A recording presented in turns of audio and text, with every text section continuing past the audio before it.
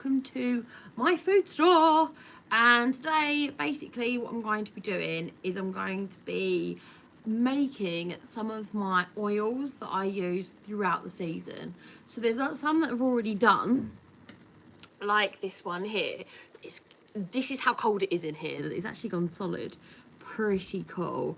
And what I do is take my oils and I mix them with some olive oil. So that's what I'm going to go ahead and do if I can get the olive oil open. And I buy everything in bulk, so olive oil, because it's really expensive otherwise. This olive oil is like the second press olive oil.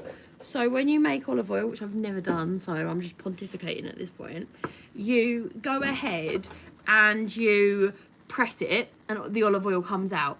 But when you do it a second time, you get like a lesser olive oil, which is not really good for like eating, but it is really good for making any sort of cosmetics. So that's what I'm going to be using. So there's really nothing wrong with it. It's just a little bit more like stronger flavour, but that's absolutely fine for what we're going to be doing. Hello everybody. That's the plan anyway, if I can get this olive oil open. I should have really done this beforehand, shouldn't I? It's a weird structure. I'm just looking around. Come with me on a search for something sharp to open the olive oil with. So, have you guys ever tried to make your own herbal remedies? I personally used to...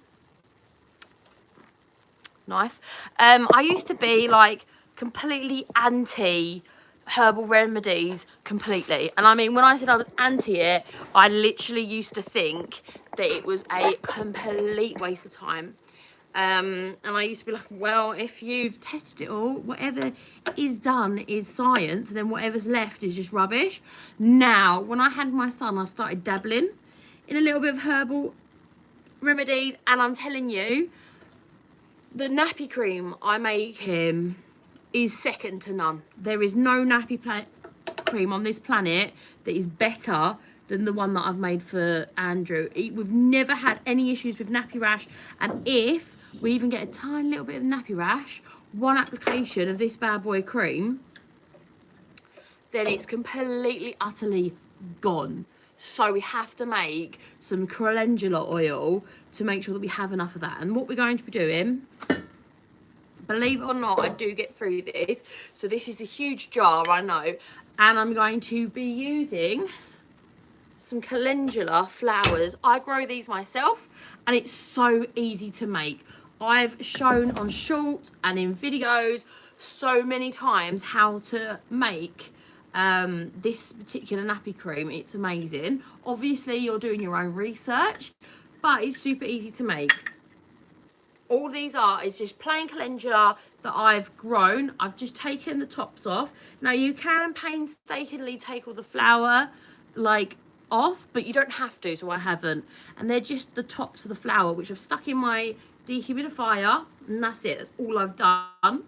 And what I'm going to do is move that over a little bit. Ooh, this is like the worst time of year. There's some like brown mysterious gunk there. I think my onions have gone. What I'm going to do is take this and I'm going to fill it up about this much with flowers.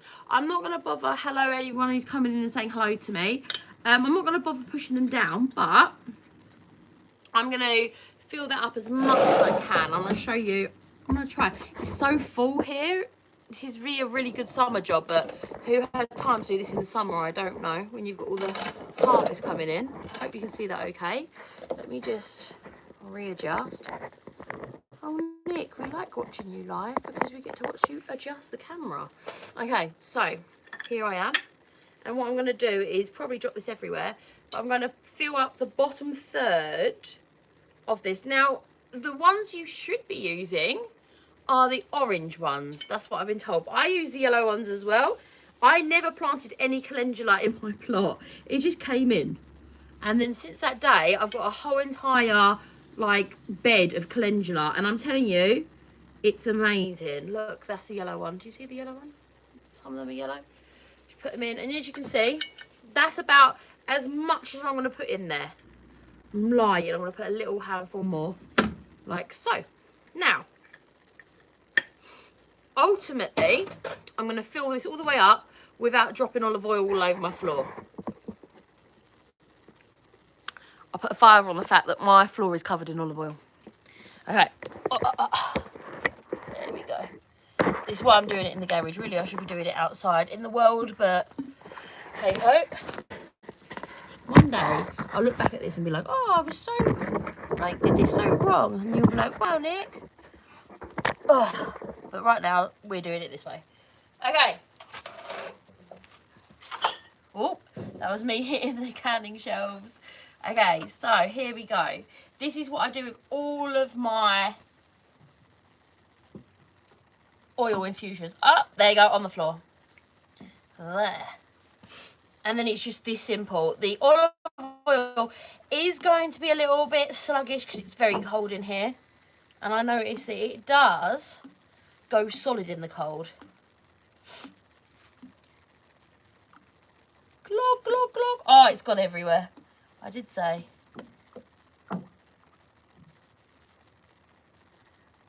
There you go.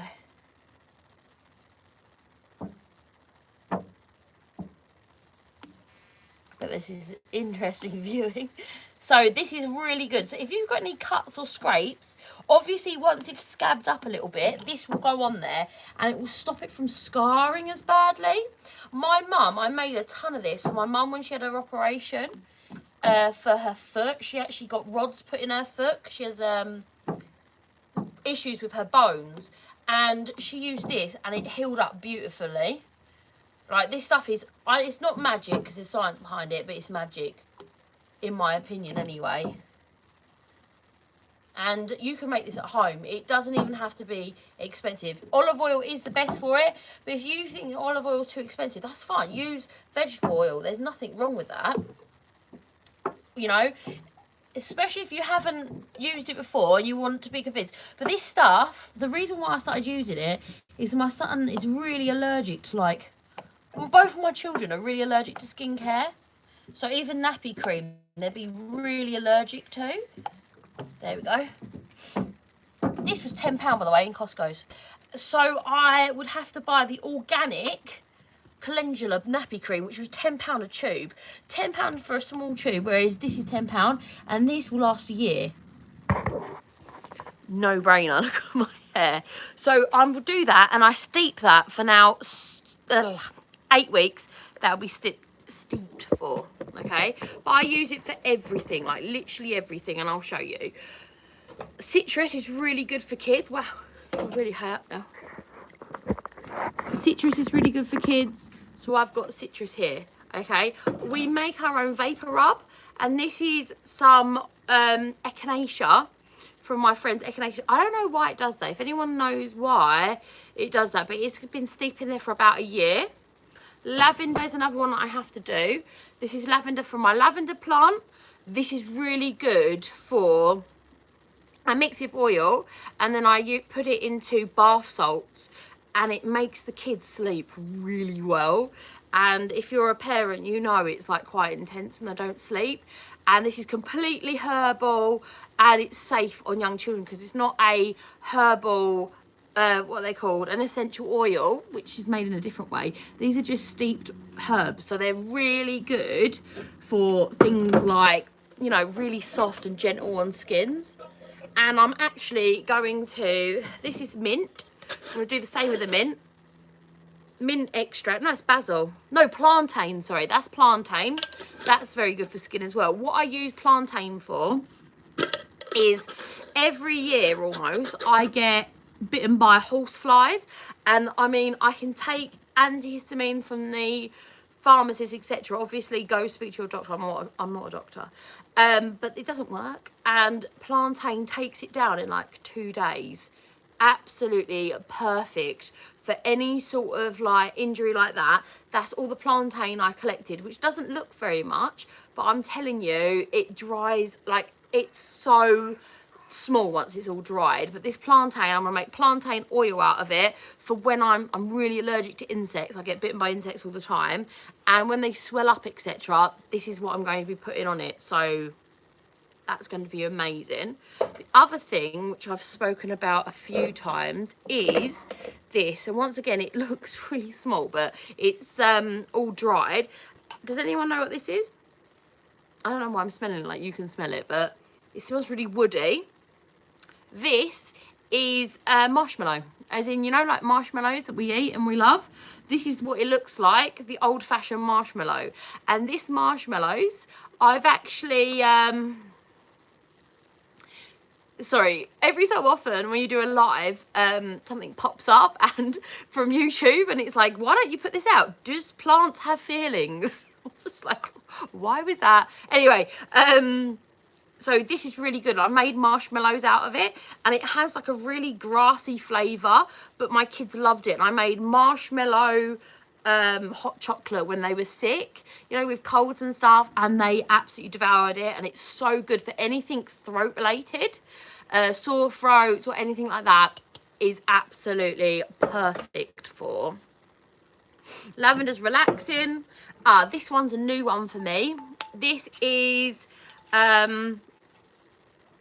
nasturtium. I cannot say that. Nasturtium. And this is good for any sort of cuts and scrapes. It's an antiseptic, which is really exciting. So it's going to be a new one for me. I need to find jars. I've had a big clear out and got rid of all the jars. So bear with me. There we go. So these jars are the La Parfait jars. I bought a ton of them when I first started canning, but the actual flats for them are so expensive. They're like £10 for 6. So I don't use them, but they make perfect little jars for any sort of oils or anything that you're going to be making, as you can see.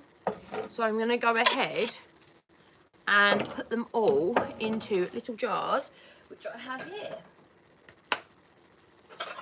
And then I'm going to basically use them as and when I need them. You really do want to kind of use these and make these when you don't need them, because they do take quite a long time to steep, 8 weeks.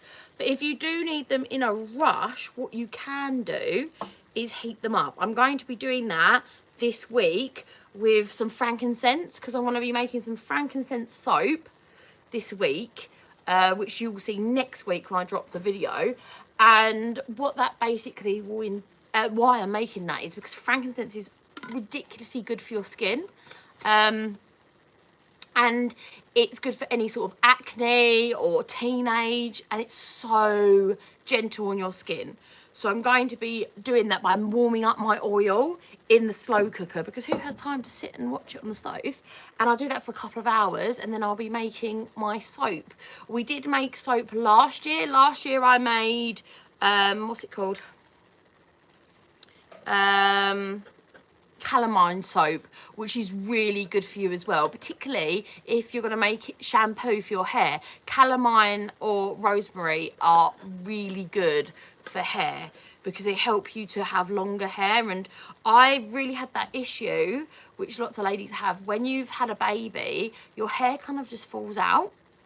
My hair fell out so much, like it's just starting to get like a decent length to it again, and it just went all ratty and horrible. And so I went to the allotment, cut a load of rosemary, boiled it into like a water, and would wash my hair with the water, and it has stopped falling out as much now. So fingers crossed it will start not looking like a ugh. So I'm going to put this on the floor and put some more olive oil in it. Come with me. And I do want to get to the point, whoops, where I have all of this ready and I can just grab and go it, because I'm going to stay. The floor in here is really uneven. Yeah, good. So I'm not very organised, so I don't want to have to think about anything. I'm going to come here and grab and go. So let's get done. How much will I spill on the floor? This is the plantain.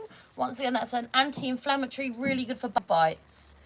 And basically we're infusing it just to make it go a little bit further, because we might be bitten by something when plantain's not in season.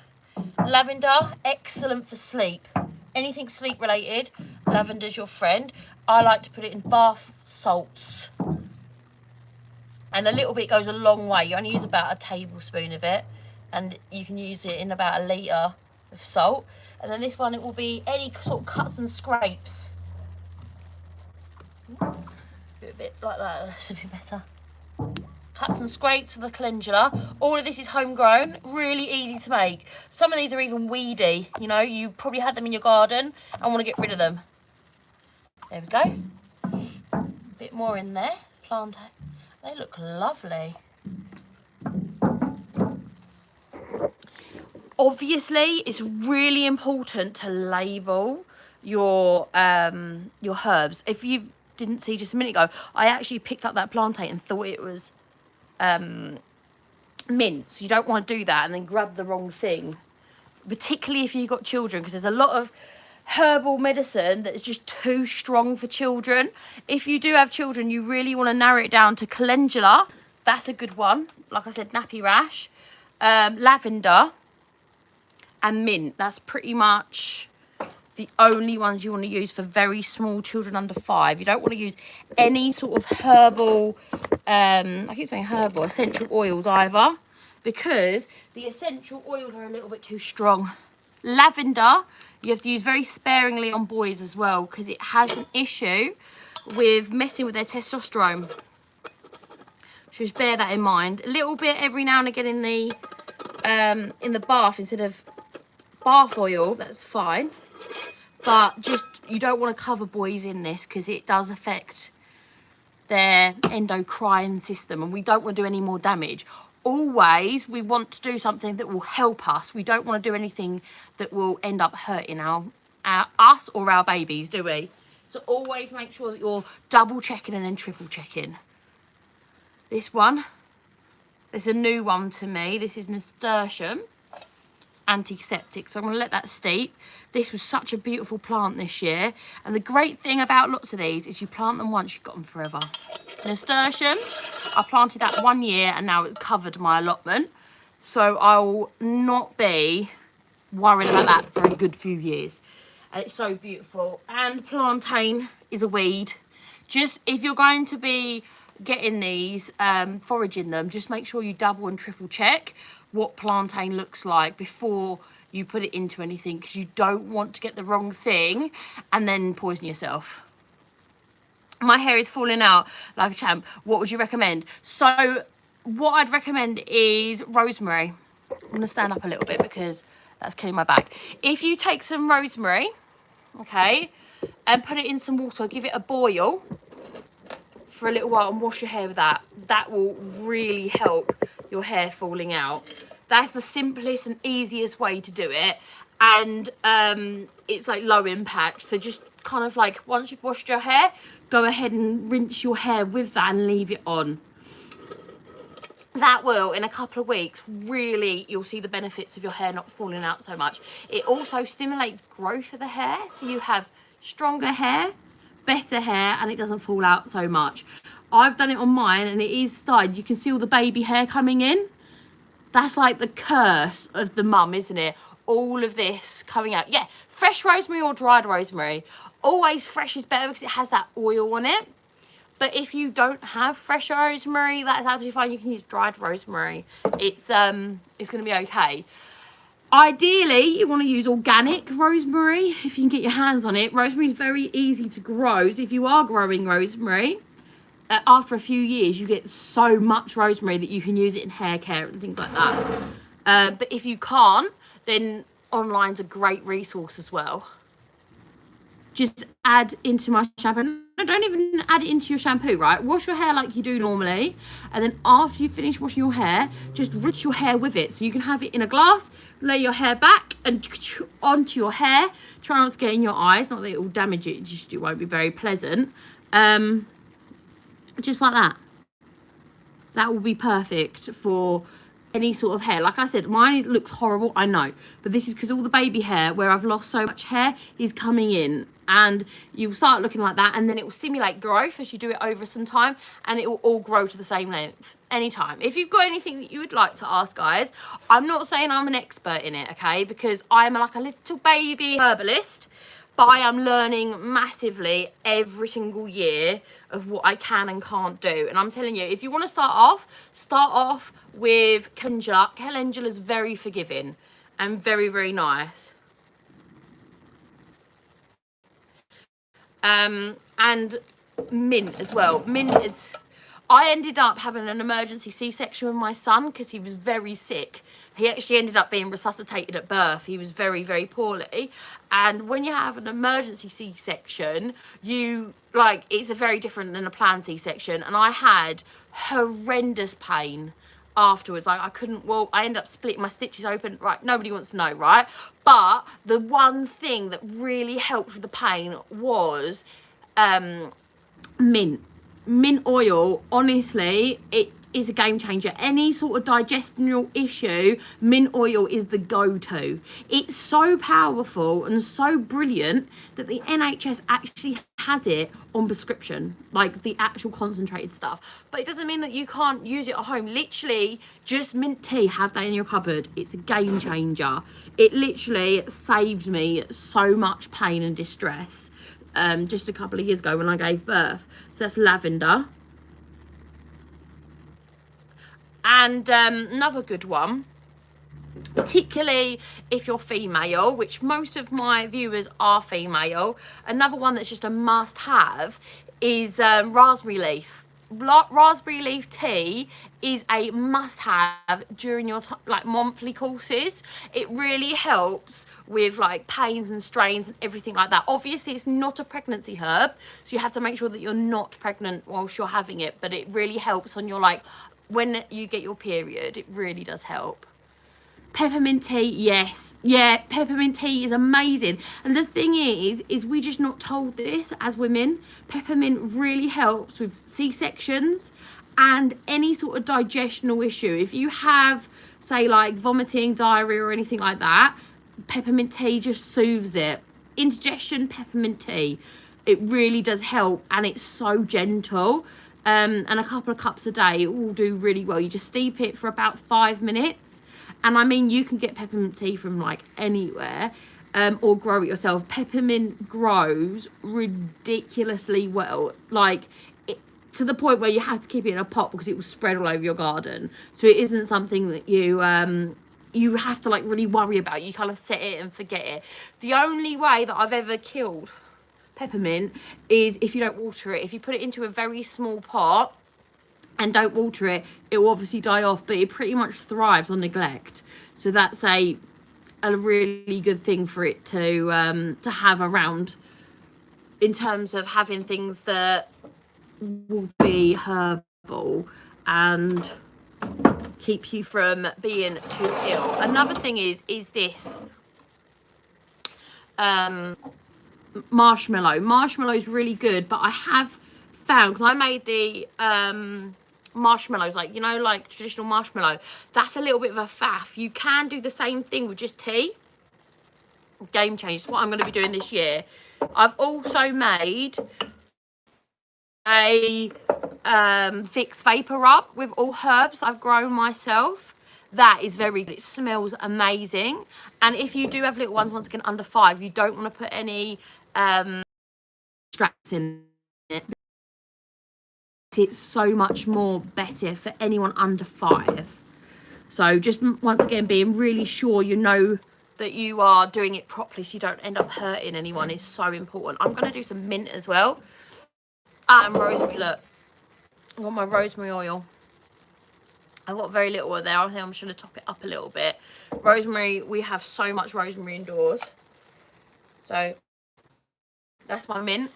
Smells really good. I had loads of mint this year, and I even like put some mint flowers in there, because if you're going to be doing it as herbal extracts, you don't even have to worry about individually picking off the leaves or anything like that. It doesn't matter. You're not going to eat it. You're just going to have it as a extract. You're going to literally pour it out and get rid of the flowers and the twigs, and you can compost those. So it's absolutely fine to not have them perfect. Whereas if I was going to like do herbs like tea, not tea, tea's fine as well, but if I was going to do like minted lamb, I obviously don't want bits of twig in it because that would be awful, right? So this way it makes it so much easier. And once again, about a third full. And what I'm going to do is this now, and I'm going to have the benefit. When I have coughs and colds, etc., I'll have all of this ready and raring to go for when things get really sort of dicey over winter. I hate being ill, so I'm the worst patient. As long as I'm not ill, it's fine. And last year, everyone was sick at Christmas Day, and I was the only one who wasn't sick. And I really do put that down to the fact that as soon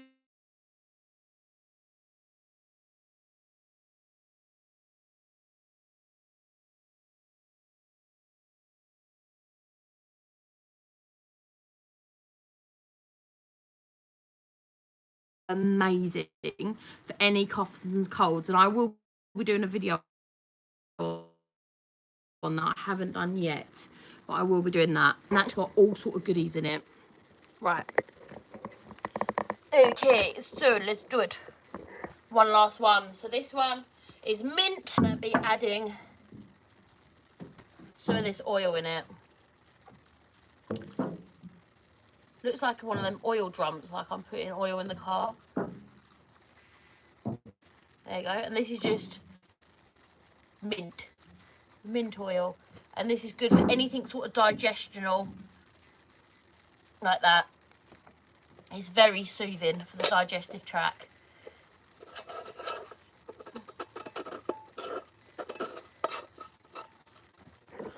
But don't think you need to... Oh, sound's gone. Sorry. It does that. I think my phone's on its last legs. Can you hear me now? Can you hear me now?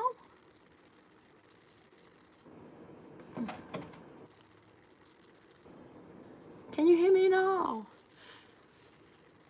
I don't think you can.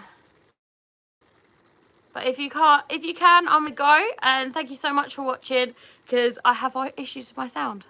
Oh, all good. Okay, good. Thank you. Thanks, guys. Let me know, is there any herbs that you recommend that I should try? Because remember, I'm just a baby herbalist. I'm getting better.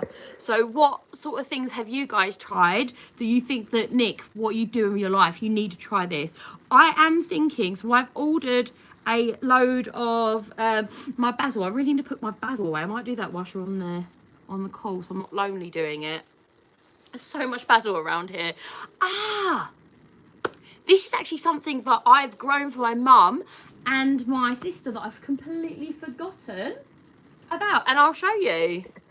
So this here is yarrow, and yarrow's really good for bleeding, which I know that you guys are thinking, why are you getting so excited about that? My sister and my mum are haemophiliacs, which means that they bleed and bleed and bleed and bleed. So they actually have an issue with that, so I've grown this for them as a gift, so that they have like a really effective, and this is apparently, I've never used it, but apparently this is so effective that as soon as it hits you, you stop bleeding. So I'm really excited about this, and I'm going to go ahead and take this down and strip it and put some, I'm not too sure if I'm going to put oil on it actually. I'm just going to leave it as a dried herb and make it to a powder. This is the amount of yarrow that I grew this year. I struggled with it, guys. I really, really struggled with yarrow, which is just madness, because apparently it grows like a weed. But not for me. I grew it in my greenhouse as well. So I'm going to grab a jar, I say. Aha. I'll be giving this away. So I'm going to make this into a powder, I think. Oh, almost fell. So I've got, what do you do? Use it, I'll talk to you later. You just put it as a powder and sprinkle it on. That's my sister, by the way, everyone. I didn't call you out, Shez. You just, a new one just joined. Hello. I'm new. I just joined. Hello, you're very welcome.